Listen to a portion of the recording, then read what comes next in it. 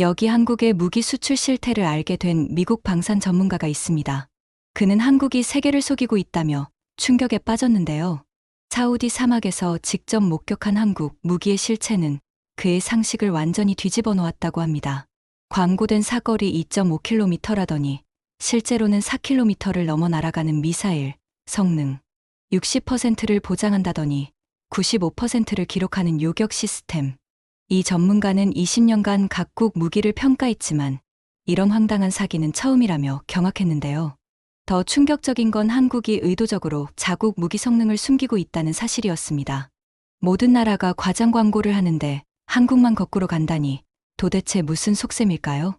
중동 왕자들이 한국이 3이라고 하면 실제로는 5를 준다며 비밀리에 대량 구매하는 이유. 미국조차 인정할 수밖에 없었던 한국 무기의 충격적 실체가 궁금하시다면 지금 바로 확인해 보세요.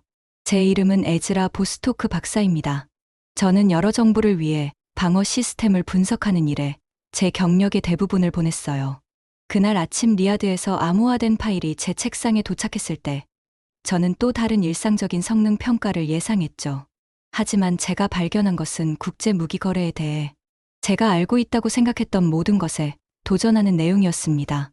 한국은 자신들의 무기 능력을 과소평가한다라고 보고서는 시작했어요. 모든 주요 제조업체의 무기를 평가해 본 사람으로서 이 주장은 터무니없어 보였죠. 모두가 과장합니다. 그것이 이 업계의 본질이니까요.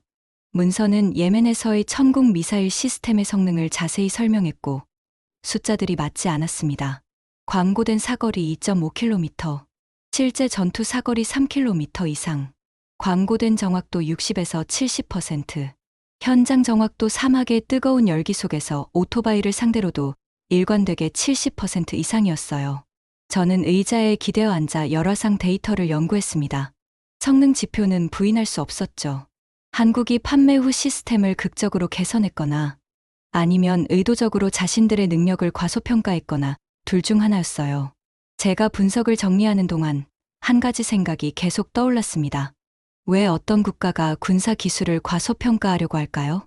파일을 더 깊이 들여다보니 패턴이 나타나기 시작했어요. 연평균 300일 이상 햇빛이 내리쬐는 예멘 사막에서 한국의 K9 자주포가 놀라운 성능을 보였더군요. 예상 고장률은 극한 온도에서 15에서 20%였지만 실제 현장 데이터는 5% 미만을 보여줬습니다. 더 놀라운 것은 유지보수 기록이었어요. 정기적인 유지보수 없이도 시스템이 몇 달 동안 작동했다는 거죠. 저는 다른 국가들의 시스템과 비교 차트를 만들기 시작했습니다. 미국 시스템은 성능이 뛰어났지만 지속적인 유지보수가 필요했어요. 러시아 장비는 견고했지만 정밀도가 떨어졌죠. 유럽 시스템은 정교했지만 극한 조건에서는 민감했습니다. 그런데 한국 시스템은 모든 범주에서 조용히 기대치를 초과했어요. 사무실 창문으로 들어오는 오후의 빛이 희미해질 때까지 저는 데이터를 연구했습니다. 숫자들이 거짓말을 하지 않았죠. 한국의 K 전차는 광고된 것보다 20% 빠른 목표 획득 시간을 보였고 천마 대공 시스템은 드론 요격에서 예상보다 높은 성공률을 기록했습니다. 가장 흥미로운 발견은 가격 책정에 있었어요. 한국 시스템은 비슷한 성능을 광고하는 경쟁사보다 일관되게 15에서 25% 저렴했죠. 하지만 실제 성능이 우수하다면 왜 더 낮은 가격을 책정할까요? 마치 그들이 의도적으로 시장에서 자신들을 과소평가하는 것 같았습니다. 저는 20년 전 한국 무기가 처음 국제시장에 등장했을 때를 기억했어요. 아무도 진지하게 받아들이지 않았죠. 예산 옵션이라고 무시당했습니다. 하지만 이제 실전 데이터를 보니 다른 이야기가 나타났어요. 그들은 조용히 신뢰성을 쌓아왔고 고객들은 그것을 알아차렸습니다. 제 손가락이 보고서의 부록을 넘기다가 흥미로운 메모에서 멈췄어요. 한국 기술자들은 공식 사양을 넘어서는 시스템 능력에 대해 논의하기를 꺼린다고 현장 관찰자가 적었더군요. 왜 그럴까요? 대부분의 방위 계약자들은 자신들의 제품이 무엇을 할 수 있는지에 대해 끝없이 자랑합니다. 분석을 입력하면서 패턴이 더 명확해졌어요. 한국은 단순히 무기를 과소평가하는 것이 아니었습니다. 그들은 전체적인 방위 수출 접근 방식을 과소평가하고 있었죠. 공격적인 마케팅도, 화려한 무기 전시회 프레젠테이션도, 과장된 주장도 없었어요. 그저 견고하고 신뢰할 수 있는 시스템이 조용히 광고된 것보다 더 나은 성능을 보였습니다. 저는 분석의 함의 섹션을 작성하기 시작했어요. 만약 한국이 일관되게 과도하게 제공한다면 구매자들은 그것을 기대하기 시작할 거예요. 숨겨진 가치가 경쟁 우위가 되는 거죠. 다른 국가들이 사양을 부풀리고 제공하지 못하는 동안 한국은 보수적으로 약속하고 지속적으로 초과 달성했습니다. 전화가 울려 제 생각을 방해했어요. 리야드에서 걸려온 전화였죠. 그들은 더 많은 데이터를 원했고, 특히 한국 시스템이 극한 조건에서 어떻게 성능을 발휘하는지에 대해 알고 싶어 했습니다. 저는 메모를 하면서 깨달았어요. 이것은 단순한 성능 평가가 아니었습니다. 누군가가 주요 조달 결정을 내리고 있었고, 한국 시스템이 심각하게 고려되고 있었죠. 저녁이 되자 저는 결론에 도달했습니다. 한국의 전략은 의도적이었어요. 국제 무기 시장에서 신뢰는 금보다 가치가 있습니다. 능력을 과소평가함으로써 그들은 불만을 품은 고객을 만들 위험을 제거했죠. 대신 그들은 기대 이상을 받는 구매자들을 만들었습니다. 입소문으로 전해지는 평판이 어떤 마케팅 캠페인보다도 강력했어요. 파일을 닫으면서 마지막 생각이 들었습니다. 만약 이것이 우리가 한국 방위 수출에 대해 놓치고 있던 것이라면 또 무엇을 간과하고 있을까요? 보고서에서 알게 된 내용은 저를 불안하게 만들었지만 동시에 흥미롭게 했죠. 방위 분석 분야에서 놀라움은 드물었습니다. 하지만 한국은 분명히 몇 가지를 숨기고 있었고 저는 그것이 무엇인지 알아내기로 결심했습니다. 빌딩을 떠나면서 저는 이것이 더 큰 무언가의 시작일 뿐이라는 느낌을 떨쳐낼 수 없었어요. 한국 방위 산업은 모두가 생각했던 것과 달랐고 그것이 국제 무기 거래의 미래에 무엇을 의미하는지는 아직 밝혀지지 않았습니다. 3주가 지났어요. 저는 사우디 사막에 서 있었죠. 뜨거운 모래바람이 얼굴을 스쳤습니다. 이곳에서 본 것들이 제 인생을 완전히 바꿔놓을 줄은 몰랐어요. 알라시드 대령이 미사일 시스템을 준비했습니다. 그의 얼굴에는 아이처럼 들뜬 표정이 가득했죠. 사막의 열기 속에서도 그의 눈은 반짝였어요. 보스토크 박사님, 대령이 멀리 있는 표적을 가리켰습니다. 지금부터 보실 것이 바로 우리가 미국 제블린을 더 이상 기다리지 않는 이유예요. 첫 번째 시험이 시작됐어요. 제 눈앞에서 믿을 수 없는 일이 벌어졌죠. 현궁 미사일이 3.2km 떨어진 곳에서 빠르게 달리는 픽업 트럭을 추적했습니다. 그리고 정확히 명중시켰어요. 공식 사거리는 2.5km였는데 말이죠. 하지만 진짜 충격은 그 다음이었습니다.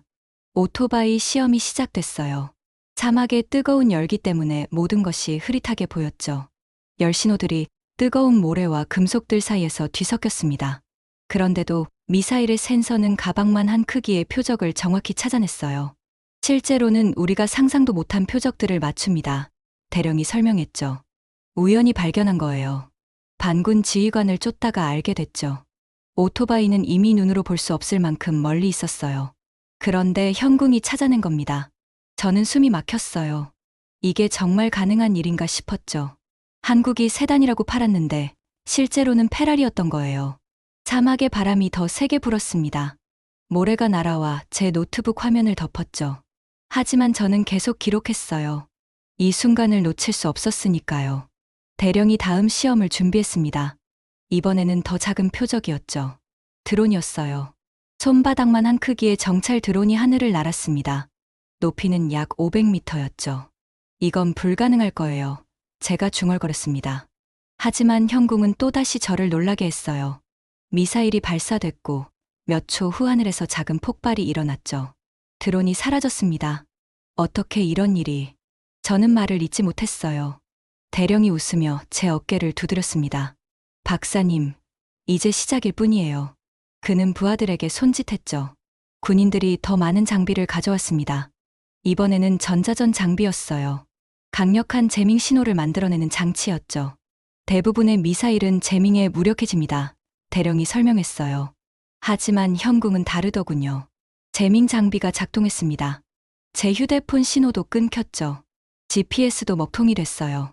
그런 상황에서 현궁이 발사됐습니다. 놀랍게도 미사일은 표적을 정확히 맞췄어요. 재밍이 전혀 영향을 주지 못한 거죠. 이중 유도 시스템이 있는 것 같아요. 제가 분석했습니다. 적외선과 레이더를 동시에 사용하는 거죠. 하나가 막혀도 다른 하나가 작동해요. 대령이 고개를 끄덕였습니다. 맞아요. 그리고 더 놀라운 건 학습 기능이 있다는 거예요. 학습 기능이요? 저는 귀를 의심했죠.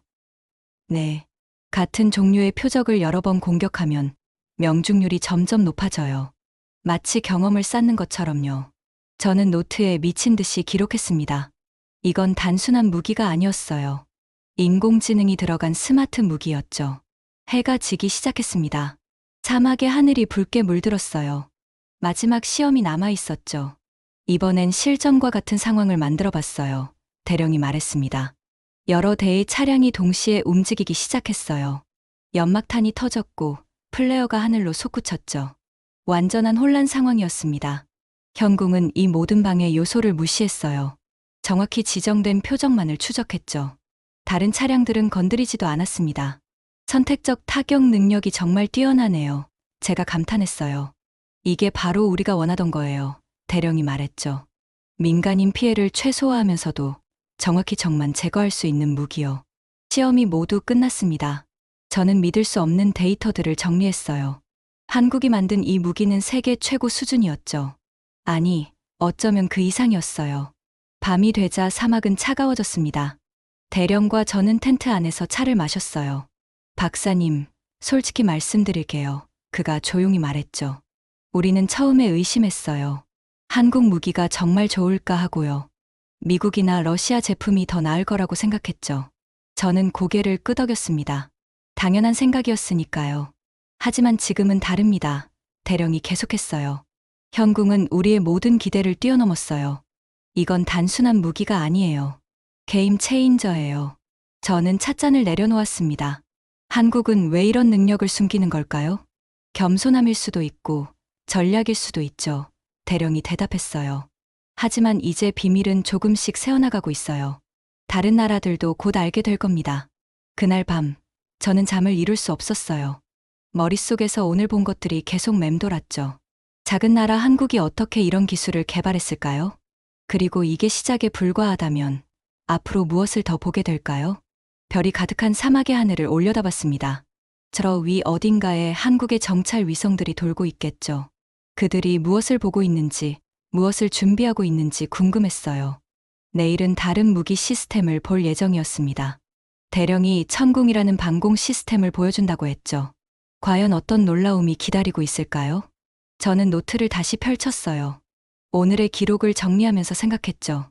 세계는 한국의 진짜 실력을 아직 모르고 있어요. 하지만 곧 알게 될 거예요. 그리고 그때가 오면 모든 것이 바뀔 겁니다. 사막의 바람이 텐트를 흔들었습니다. 마치 변화의 바람처럼 느껴졌어요. 저는 조용히 일어나 밖으로 나갔죠. 차가운 밤 공기가 폐를 가득 채웠습니다. 멀리서 늑대 울음소리가 들렸어요. 외로운 소리였지만 동시에 강한 느낌도 있었죠. 마치 한국의 방산업계처럼요. 조용하지만 강력한 내일이 기다려졌습니다. 더 많은 비밀들이 제 앞에 펼쳐질 테니까요. 연구실로 돌아온 저는 휴궁 미사일 분석을 넘어서 더 넓은 조사를 시작했어요. 제가 발견한 것들은 한국 방산 수출품 전반에 걸친 체계적인 패턴을 보여주었죠. K 전차는 유효 사거리 3km로 광고했지만 UAE 시험에서는 4.5km에서도 정확도를 입증했습니다. 3,000톤급으로 판매된 한국 잠수함들은 실제로는 거의 4,000톤에 달했어요. KF-21 전투기는 겸손하게 4.5세대로 표시되었지만 진짜 5세대 항공기에 근접한 스텔스 특성을 보여주었죠. 한국이 실제 성능을 숨겼다고 보고서에 적었지만 단어들을 타이핑하면서도 뭔가 부족하다는 느낌이 들었습니다. 이건 숨기는 게 아니었어요. 거의 병적인 수준의 겸손함이었죠. 조사를 통해 그 이유를 알게 되었습니다. 한국의 시험 환경 제약이었어요. 산악 지형이 많은 한국에서는 2.5km를 넘는 깨끗한 사격장을 찾기가 거의 불가능했죠. 그들은 국내에서 검증할 수 있는 것만 광고했고 실제 능력은 최종 사용자들이 발견하도록 남겨두었습니다. 미사일 시스템, 전차, 그리고 항공기 모두가 이런 지리적 제약으로 고통받았어요. 하지만 이건 시작에 불과했습니다. 이 패턴은 그들의 전략 무기 프로그램으로까지 확장되었고 거의 예언적이라고 할 만한 수준의 선진적 준비 상태를 드러냈죠. 제 손가락이 키보드 위에서 멈췄어요. 다음에 적을 내용이 너무나 놀라웠기 때문이었습니다. 한국의 현무 5 미사일 시스템을 조사하면서 저는 이상한 점을 발견했죠. 2020년에 개발이 시작된 이 시스템은 공식적으로는 재래식 무기였지만 그 설계 특성이 심상치 않았습니다. 8톤이라는 거대한 탄두 중량. 이건 단순한 폭발물을 위한 게 아니었어요. 구조를 자세히 살펴보니 이 설계는 미래의 다른 용도를 염두에 둔 것처럼 보였습니다. 이게 정말 재래식 무기일까? 저는 혼잣말로 중얼거렸죠. 더 깊이 파고들수록 한국의 준비 상태가 더욱 명확해졌어요. 그들은 단지 무기를 만드는 게 아니었습니다. 미래의 시나리오를 대비하고 있었죠. 원자력 잠수함 기술, 극초음속 미사일 연구, 그리고 우주 발사체 프로그램. 모든 것이 이중 용도 가능성을 가지고 있었어요. 제가 특히 주목한 것은 타이밍이었습니다. 한국이 이런 시스템들을 개발하기 시작한 시점이 국제 정세의 변화와 정확히 맞아떨어졌죠. 마치 그들이 미래를 내다보고 있는 것 같았어요. 똑똑하네. 저는 화면을 보며 감탄했습니다. 정말 똑똑해. 한국의 방위 산업은 단순한 무기 제조가 아니었어요. 그것은 생존 전략이었죠. 작은 나라가 거대한 이웃들 사이에서 살아남기 위한 방법이었습니다. 겸손함 뒤에 숨겨진 능력, 제약 속에서 탄생한 혁신, 그리고 미래를 대비하는 지혜. 보고서를 작성하면서 저는 깨달았습니다. 휴궁 미사일의 실제 사거리를 발견한 것은 빙산의 일각에 불과했어요. 진짜 발견은 한국이 어떻게 약점을 강점으로 바꾸었는지, 그리고 어떻게 겸손함을 무기로 사용했는지를 이해하는 것이었죠. 밤이 깊어가고 있었지만 저는 멈출 수가 없었습니다. 데이터가 말해주는 이야기가 너무나 매력적이었거든요. 한국 방위 산업의 진정한 능력은 스펙시트에 적힌 숫자가 아니었어요. 그것은 적응하고, 혁신하고, 그리고 준비하는 능력이었죠. 미래는 준비된 자의 것이다 라는 옛 격언이 떠올랐습니다. 한국은 확실히 준비하고 있었어요. 그들이 무엇을 위해 준비하는지는 시간이 말해주겠죠. 저는 한국의 탄도미사일 프로그램을 분석하면서 가장 놀라운 발견을 했어요. 수십 년간 한국은 엄격한 제한 조건 하에서 운용해야 했죠. 탄두 중량은 500kg, 사거리는 800km로 제한되어 있었습니다. 그런데 2017년 이런 제한이 해제된 지 며칠 만에 현무 3 변형 미사일을 공개했어요. 이렇게 빨리 개발할 수 있는 미사일이 아니었는데 말이에요. 이미 준비되어 있었던 거예요. 저는 보안 화상 회의를 통해 동료인 사라 첸 박사에게 말했습니다. 8, 9톤 탄두를 가진 현무 4와 현무 5는 사실상 허가를 기다리고 있던 대륙간 탄도 미사일이었죠. 사라의 대답은 신중했어요. 대부분의 경우 각 국가들은 성능 차이에 대해 불만을 제기하잖아요. 하지만 한국 제품의 고객들은 감사해야 하는 것 같은데요? 그녀 말이 맞았어요. 여러 국가의 조달 관리들과 인터뷰를 진행한 결과 일관되게 만족스러워하고 심지어 기뻐하는 반응을 보였습니다. 러시아 장비가 광고된 성능의 70%를 달성할 때, 다른 국가들이 85에서 90%를 달성할 때, 한국 시스템은 항상 명시된 능력을 20에서 50% 초과 달성했더군요. 이런 전략적 함의는 매우 심오했어요. 한국은 능력을 과소평가함으로써 신뢰를 구축했고, 이를 통해 한국 방위 기술에 살아있는 광고판이 된 충성스러운 고객들을 만들어냈습니다. 모든 실전 배치는 하나의 계시가 되었고, 모든 시험은 즐거운 놀라움이 되었어요. 저는 이 패턴을 더 깊이 파고들기 시작했습니다. 한국 방산업체들의 개발 과정을 추적해보니 그들은 항상 공개적으로 발표하는 것보다 훨씬 더 많은 것을 준비하고 있었어요. 예를 들어 KAI-T50 고등훈련기의 경우 처음 발표될 때는 단순한 훈련기로 소개되었죠. 하지만 실제로는 경공격기 버전인 FA50까지 염두에 두고 설계되었답니다. 겸손함이 전략이었네요. 저는 메모를 적으면서 혼자 중얼거렸어요. 한화 시스템의 천궁 방공 시스템도 마찬가지였습니다. 초기 발표에서는 중거리 방공 미사일로 소개되었지만 실제 성능은 장거리 방공 영역까지 커버할 수 있었어요. 수출 고객들은 계약 체결 후 실제 시험에서 이런 사실을 발견하고는 깜짝 놀라곤 했죠. 저는 싱가포르 국방부의 한 관계자와 인터뷰했던 것이 기억났습니다. 그는 한국제 K9 자주포에 대해 이렇게 말했어요. 처음에는 단순히 가격 대비 성능이 좋다고 생각했어요. 하지만 실제로 사용해보니 광고된 것보다 훨씬 뛰어났습니다. 사격 정확도, 연사 속도, 내구성 모든 면에서 기대를 뛰어넘었죠. 이런 접근법은 한국 문화의 깊은 뿌리에서 나온 것 같았어요. 한국 사람들은 전통적으로 자신의 능력을 과시하기보다는 겸손하게 표현하는 경향이 있죠. 이런 문화적 특성이 방산업계에서는 놀라운 마케팅 전략으로 작용했습니다. 폴란드의 사례가 특히 인상적이었어요. 그들은 K 전차와 K9 자주포를 대량 주문했는데 초기 시험 평가에서 한국 측이 제시한 성능 지표를 모두 상회하는 결과를 보였어요. 폴란드 국방부 관계자는 이런 경우는 처음이에요라고 말했답니다. 저는 이 현상을 더 체계적으로 분석하기 위해 데이터를 정리했어요. 지난 10년간 한국 방산 제품의 수출 실적과 고객 만족도를 비교해 본 결과 놀라운 패턴이 드러났습니다. 한국 제품을 구매한 국가들의 90% 이상이 추가 주문을 했거나 계획하고 있었어요. 신뢰가 최고의 마케팅이군요. 저는 분석 결과를 보며 감탄했습니다. 한국의 이런 접근법은 특히 중동과 동남아시아 시장에서 효과적이었어요. 이 지역 국가들은 과거 다른 나라들로부터 과장된 성능 광고에 속아본 경험이 있었죠. 하지만 한국 제품은 항상 약속한 것보다 더 많은 것을 제공했습니다. UAE의 한 고위 관계자는 이렇게 말했어요. 한국 업체들과 일하면서 가장 놀란 점은 그들이 자신들의 기술을 과소평가한다는 것이었습니다. 보통은 과장하기 마련인데 말이에요. 저는 이런 전략이 어떻게 형성되었는지 궁금해서 한국 방산업계의 역사를 더 깊이 파보았어요. 1970년대부터 시작된 한국의 방산업계는 처음에는 기술 이전에 의존했습니다. 하지만 점차 독자적인 기술을 개발하면서도 항상 신중한 접근을 유지했어요. 실패의 두려움이 아니라 성공에 대한 확신이었어요. 저는 깨달았습니다. 한국 엔지니어들은 자신들의 기술에 대해 확신이 있었지만 그것을 과시하기보다는 실제 성능으로 증명하려 했어요. 이런 접근법이 결국 국제시장에서 엄청난 신뢰를 쌓는 결과를 가져왔습니다. KAI의 수리온 헬기 개발 과정도 비슷했어요.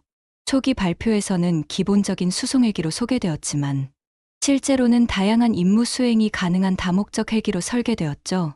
고객들은 인도받은 후에야 이런 추가 능력들을 발견하게 되었어요.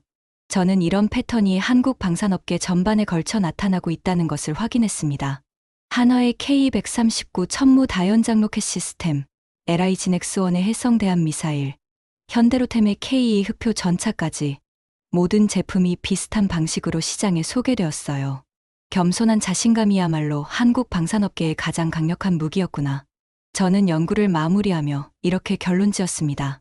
제 조사가 거의 끝나갈 무렵 익명을 요구한 은퇴한 한국 국방부 관리와 만남을 가졌어요. 우리는 싱가포르의 평범한 호텔에서 만났죠. 그는 한국의 접근 방식 뒤에 숨겨진 철학을 설명하기 시작했습니다.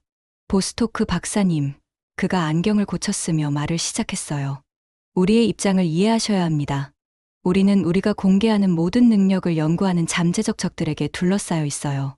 실제보다 약해 보이는 것이 낫죠. 그의 말은 단순했지만 그 안에는 깊은 의미가 담겨 있었습니다. 나는 그의 눈을 바라보며 질문을 던졌어요. 하지만 고객들은 정확한 정보를 받을 자격이 있지 않나요? 그가 미소를 지었습니다.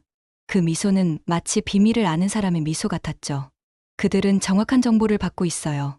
보수적이고 검증되고 테스트된 정보를 말이죠. 그것이 그들의 환경에서 더 좋은 성능을 낸다는 것은 보너스할까요? 우리는 믿을 만한 차를 약속하고 스포츠카를 배달합니다. 여기에 무슨 속임수가 있나요? 나는 그의 말을 곱씹어 보았어요. 실제로 그의 논리는 흠잡을 데가 없었죠. 약속한 것보다 더 좋은 것을 제공하는 것이 어떻게 문제가 될 수 있을까요?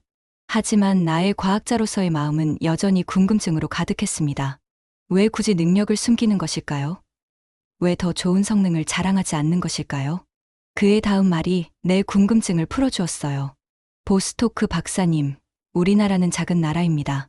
강대국들 사이에서 살아남으려면 지혜가 필요해요.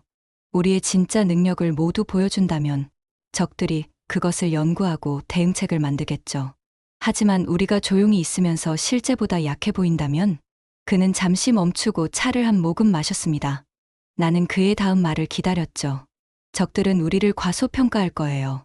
그리고 실제 상황에서는 우리 무기의 진짜 성능에 놀라게 되겠죠. 전쟁에서는 이런 놀라움이 생명을 구할 수 있습니다. 나는 고개를 끄덕였어요. 그의 말이 이해되기 시작했죠. 이것은 단순한 마케팅 전략이 아니었습니다. 이것은 생존 전략이었어요. 그래서 K9 자주포도 실제로는 52구경이면서 155mm 39로 표기하는 거군요. 그가 눈을 반짝이며 대답했습니다. 보스토크 박사님은 정말 예리하시네요. 맞아요. 우리는 항상 보수적으로 표기합니다. 그리고 실제 성능은? 글쎄요. 사용해 본 사람들이 더 잘 알겠죠. 나는 노트에 그의 말을 적으며 생각했어요. 이것은 한국의 기업 문화와도 연결되어 있었습니다. 삼성이나 LG 같은 회사들도 비슷한 접근을 하더군요. 제품 사양은 보수적으로 표기하지만 실제 성능은 그것을 뛰어넘죠. 당신들의 무기는 마치 한국의 전자제품 같네요. 내가 관찰한 것을 말했어요. 광고보다 더 잘 만들어지고 예상보다 더 오래 지속되죠. 그가 의미심장한 미소를 지었습니다. 아마도요. 하지만 국방 분야에서는 그런 놀라움이 생명을 구할 수 있답니다. 우리의 대화는 계속되었어요. 그는 더 많은 예시를 들어주었죠. K 전차의 경우 공식적으로는 최고 속도가 시속 70km라고 되어 있지만 실제로는 평지에서 시속 80km 이상을 낼 수 있다고 했습니다. 하지만 이것을 공식 문서에는 절대 쓰지 않죠.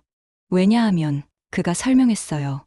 우리의 적들이 시속 70km로 계산해서 전략을 세운다면 실제 전투에서 우리가 시속 80km로 움직일 때 그들의 계산은 틀리게 되니까요. 나는 이해가 되기 시작했습니다. 이것은 단순히 겸손한 것이 아니었어요. 이것은 전략적 모호성이었죠. 적에게는 불확실성을 주고 동맹국에게는 기대 이상의 성능을 제공하는 것입니다. 그런데 이런 접근 방식이 항상 좋은 건 아니지 않나요? 내가 물었어요. 때로는 강력함을 보여주는 것이 억제력이 될 수도 있잖아요. 그가 고개를 끄덕였습니다. 맞는 말씀이에요. 그래서 우리는 균형을 맞추려고 합니다. 충분히 강해 보여서 무시당하지 않되 너무 강해 보여서 위협이 되지도 않죠. 그리고 실제 능력은 그것은 우리만의 비밀입니다. 그의 말에서 나는 한국이라는 나라의 지혜를 볼 수 있었어요. 작은 나라가 강대국들 사이에서 살아남기 위한 전략이었죠. 과시하지 않으면서도 실력을 갖추는 것, 겸손하면서도 강한 것. 이것이 바로 한국의 방식이군요. 내가 결론을 내렸어요. 그가 차를 마시며 고개를 끄덕였습니다. 네, 보스토크 박사님. 우리는 말보다는 행동으로 보여줍니다. 스펙보다는 실제 성능으로 말하죠. 그리고 그것이 우리를 더 신뢰할 수 있는 파트너로 만들어요. 우리의 만남이 끝나갈 무렵, 그가 마지막으로 한 가지를 더 말했습니다. 보스토크 박사님, 제가 한 가지 조언을 드려도 될까요? 나는 고개를 끄덕였어요. 한국 무기를 평가할 때는 공식 스펙을 믿지 마세요. 대신 실제 사용자들의 경험을 들어보세요. 그들이 진실을 말해줄 겁니다. 그의 조언은 내 조사의 핵심을 찌르는 것이었어요. 나는 그동안 문서와 스펙에만 집중했지만 진짜 이야기는 현장에 있었던 것이죠. 호텔을 나서며 나는 많은 생각을 했습니다. 한국의 이런 접근 방식은 단순히 무기 판매 전략이 아니었어요. 이것은 그들의 문화와 역사, 그리고 지정학적 위치에서 나온 생존 철학이었죠. 강하지만 과시하지 않고 능력 있지만 겸손한 것. 이것이 바로 내가 발견한 한국 방위산업의 진짜 비밀이었습니다. 저의 최종 보고서는 무기 거래에 대한 기존의 통념에 도전했어요.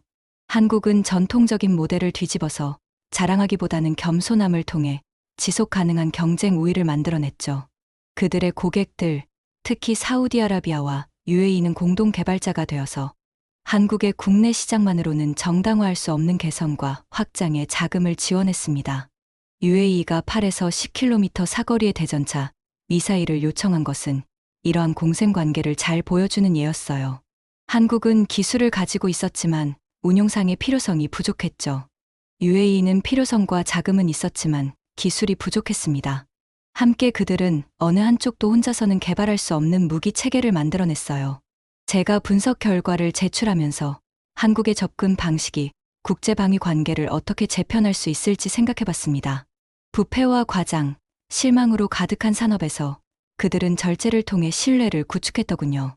모든 절제된 사양은 초과 달성되는 약속이 되었고 모든 겸손한 주장은 일어나기를 기다리는 놀라움이 되었죠. 한국 모델은 새로운 패러다임을 제시했어요. 정직함이, 심지어 과도한 겸손함이 과장보다 더 수익성이 있다면 어떨까요? 성능을 과소평가하는 것이 과대평가하는 것보다 더 많은 가치를 창출한다면 말이죠. 제 휴대폰에 알라시드 대령으로부터 메시지가 왔습니다. 보스토크 박사님, 방금 새로운 사거리 연장형을 테스트했어요. 광고는 4km였는데 실제로는 5.5km에서 표적을 맞췄습니다. 언제 다시 방문하실 수 있나요? 저는 미소를 지었고 이미 답을 알고 있었죠. 방위 분석의 세계에서 한국은 저에게 드문 것을 주었습니다. 바로 올바른 방향으로의 일관된 놀라움이었어요.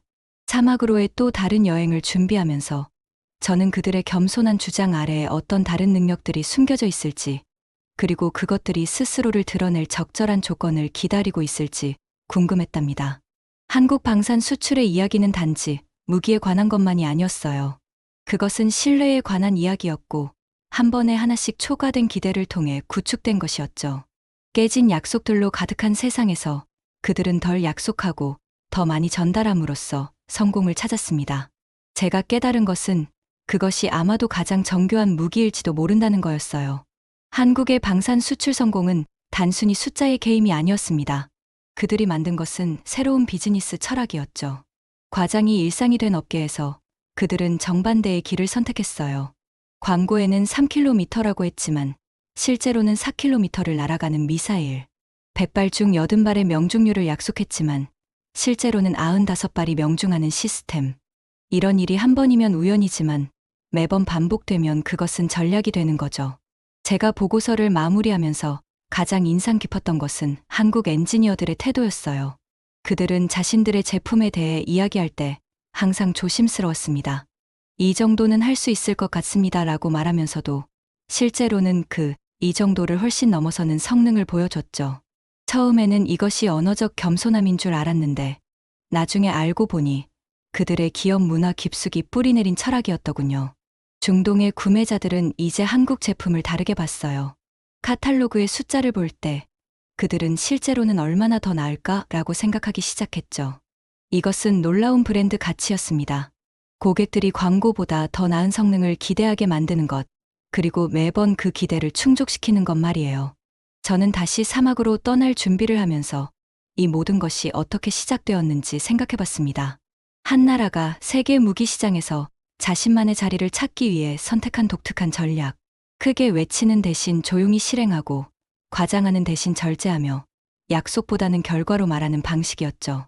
그들의 성공은 단순히 좋은 제품을 만드는 것 이상이었어요. 그것은 신뢰의 생태계를 구축하는 것이었습니다. 구매자들은 한국의 파트너가 되었고 공동 개발자가 되었으며 때로는 가장 열렬한 홍보대사가 되었죠. 사우디의 왕자가 다른 나라 국방장관에게 한국 제품을 사보세요. 그들이 3이라고 하면 실제로는 5를 얻게 될 겁니다 라고 말하는 것을 들었을 때 저는 이것이 얼마나 강력한 마케팅인지 깨달았답니다. 물론 이런 접근 방식에도 한계는 있었어요. 때로는 너무 겸손해서 초기 입찰에서 탈락하는 경우도 있었죠. 하지만 한번 기회를 얻으면 그들은 항상 기대 이상의 것을 보여줬습니다. 그리고 한번 고객이 되면 거의 떠나지 않았어요. 제 보고서의 결론은 간단했습니다. 한국은 무기 시장에서 새로운 게임의 규칙을 만들었다는 거였죠. 그들은 과장과 허풍의 경쟁에서 빠져나와 신뢰와 실적의 경쟁으로 판을 바꿨어요. 그리고 이것은 단지 시작에 불과했습니다. 알라시드 대령의 메시지를 다시 읽으면서 저는 다음 방문에서 또 어떤 놀라움을 발견하게 될지 기대가 되었어요. 한국의 방산 기업들이 보여준 것은 단순한 비즈니스 전략이 아니었습니다. 그것은 정직과 겸손이 가장 강력한 무기가 될 수 있다는 증명이었죠. 21세기의 무기 시장에서 그들은 가장 예상치 못한 방식으로 승리하고 있었답니다.